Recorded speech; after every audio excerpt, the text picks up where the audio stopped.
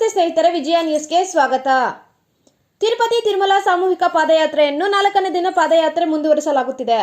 ಮಂಗಳವಾರ ಯಥಾ ಪ್ರಕಾರ ಬೆಳಗಿನ ಜಾವ 5 ಗಂಟೆಗೆ ಹೊರಟು ಆಶ್ರಮದಲ್ಲಿ ತಿಂಡಿ ಮುಗಿಸಿ ಪ್ರಯಾಣಿಸಿದ ನಂತರ ಮೊಟ್ಟಲೊಳ್ಳಪಲ್ಲಿಯಲ್ಲಿ ಮಧ್ಯಾಹ್ನದ ಊಟ ಮತ್ತು ವಿಶ್ರಾಂತಿಯನ್ನು ಪಡೆದು ಸಂಜೆ 4 ಗಂಟೆಯಲ್ಲಿ ಅಲ್ಲಿಂದ ಚಿನ್ನಗುಟ್ಟಗಲ್ಲು ಶಾಲೆಯಲ್ಲಿ ರಾತ್ರಿ ತಲುಪಲಿದ್ದಾರೆ. ಬೆಳಗ್ಗೆ ತಿಂಡಿ ವ್ಯವಸ್ಥೆಯನ್ನು ಶ್ರೀಮತಿ ಮಾನಸ ಮತ್ತು ಶ್ರೀ ನವೀನ್ ಕುಮಾರ್, ಟಿವಿ ವರದಿಗಾರರು, ದೇವನಹಳ್ಳಿ.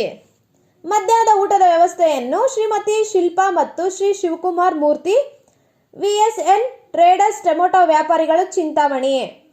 ರಾತ್ರಿಯ ಊಟದ ವ್ಯವಸ್ಥೆಯನ್ನು ಶ್ರೀಮತಿ ಶೈಲಜಾ ಮತ್ತು Shri Ravikumar, Chintamani. Shri Narayana Reddy, blue line colour lab, Chintamani.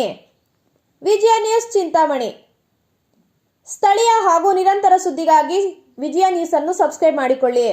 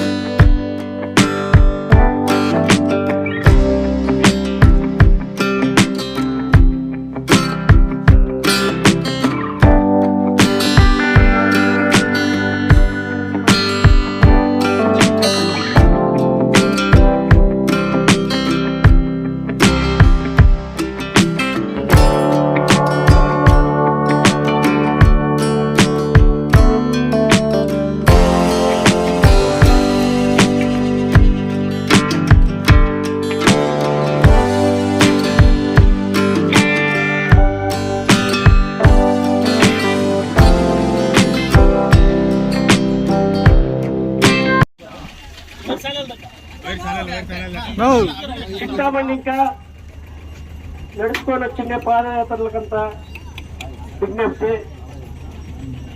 ఈరోజు 37-24 ಬೆಳಗಿನ ತಿಂಡಿ ಶ್ರೀಮತಿ ಮಾನಸ ಮತ್ತು ನವೀನ್ ಕುಮಾರ್, ಟಿವಿ 9 ವರದಿಗಾರರು, ದೇವನಹಳ್ಳಿ.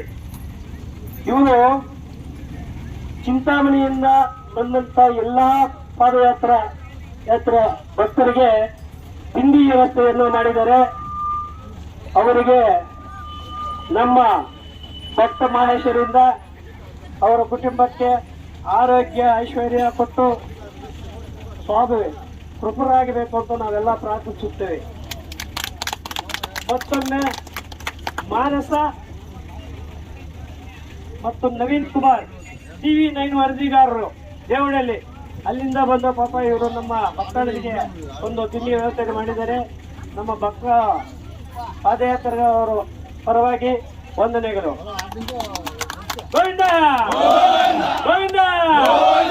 ಸಭೆ 2 ರೌಂಡ್ ರಾವಲ್ಲ ಏನಿಲ್ಲ ಅಂತ ದಯచేసి చూడండి.